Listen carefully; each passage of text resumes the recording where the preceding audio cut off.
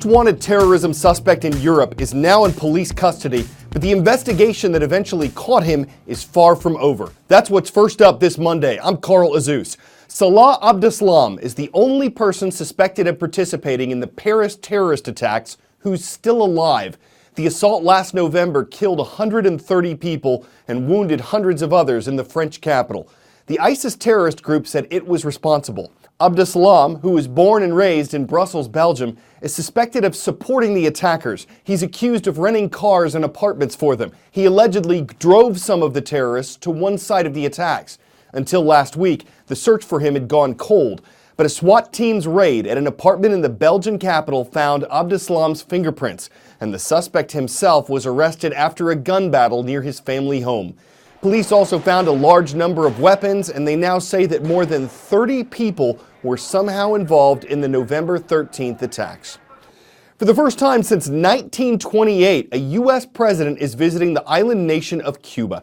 Air Force One touched down yesterday in the capital, Havana. For President Obama, this is another step toward normalizing the relationship between his nation and a country that has been a U.S. rival since the Cold War. He'll be delivering a speech on state television. He'll meet with Cuban President Raul Castro and some of those who oppose him. He hopes to influence the communist country to give its people more freedoms and open more opportunities for U.S. businesses. But critics say human rights in Cuba have actually gotten worse since President Obama started this effort 3 years ago. And it seems unlikely that either the U.S. Congress or the Cuban government is ready to make major changes.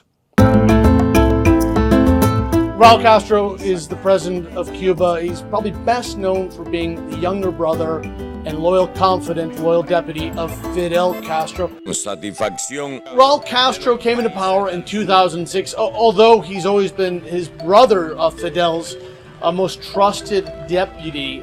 It was a really kind of unexpected transition because Fidel Castro fell sick really unexpectedly, still mysterious intestinal ailment, and Raul Castro had to step into the spotlight very, very quickly.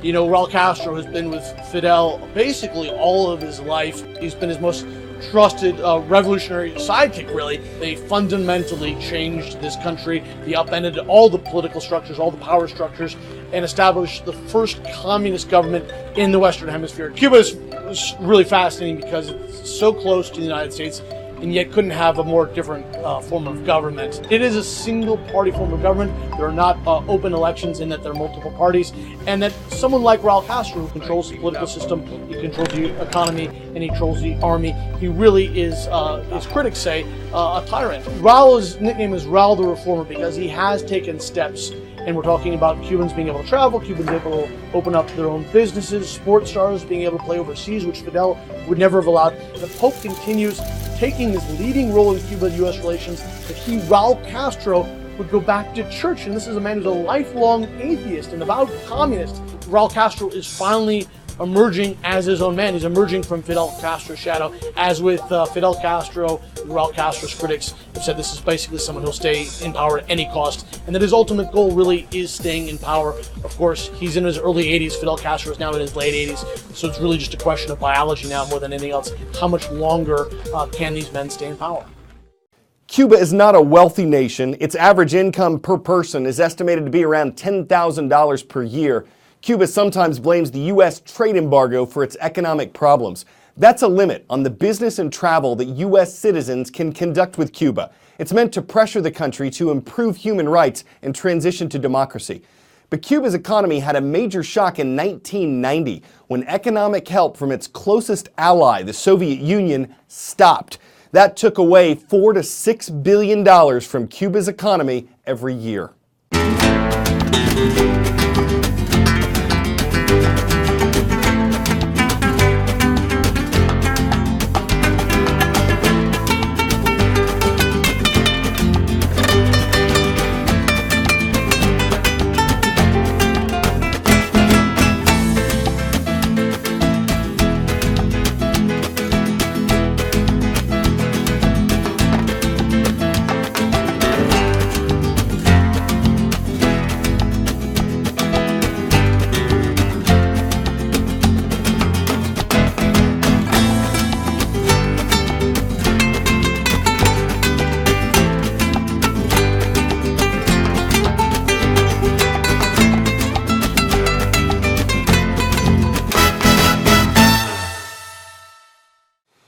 Over the weekend, North Korea launched a pair of ballistic missiles. South Korean officials said one of them flew about 500 miles east toward the ocean. Another projectile disappeared in flight.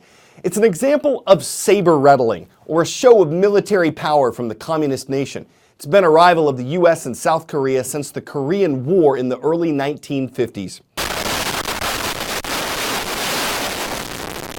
Somewhere in the sea east of Korea, F-18 fighter jets catapult into the sky, launching off the deck of a U.S. aircraft carrier, the John C. Stennis. This carrier strike group is here as part of annual joint military exercises with South Korea. This takes place every year, and it makes the North Korean government furious. They argue that this could be a precursor to a military invasion of the North. Nonsense, says the admiral in charge here.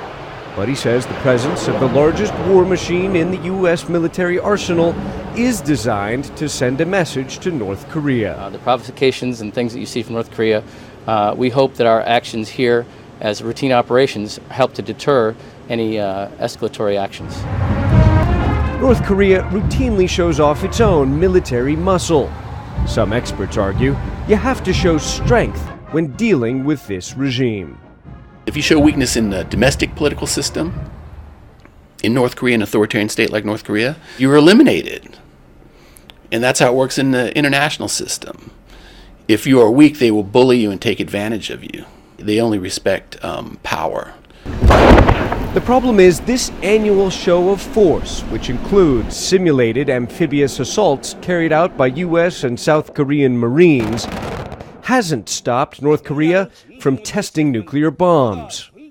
In fact, Pyongyang recently fired salvos of ballistic missiles twice in just 8 days, in violation of multiple UN Security Council resolutions.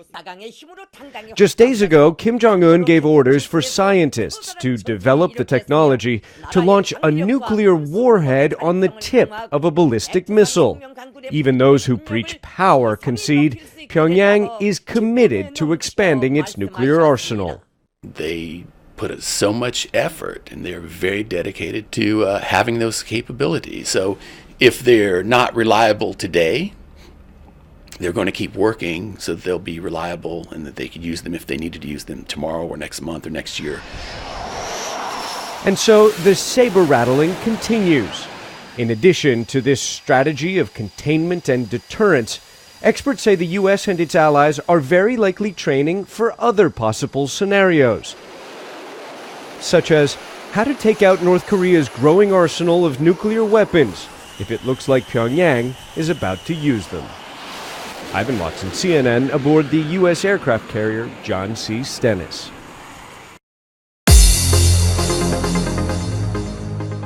The site, CNNStudentNews.com, the page, Friday's transcript page, the schools on today's roll call. McCracken County High School. It's in Paducah, Kentucky, and it's where the Mustangs roam free.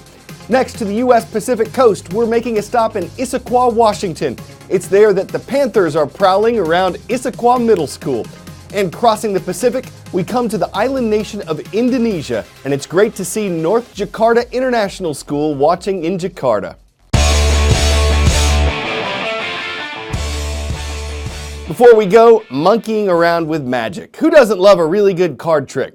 At first, Baboon doesn't. Baboon sees card, Baboon is unimpressed. But then, wait, what? How? Baboon is shocked and amazed. Where did your card go? He's just as impressed the second time around.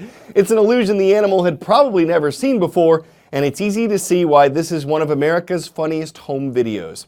Hopefully the next time that happens, the animal won't be apprehensive. He should have no illusions or be nearly as bambaboonzled. After all, the clear takeaway here is that things aren't always as they seem. Woo! I'm Carl Azus. We hope you'll reappear again tomorrow.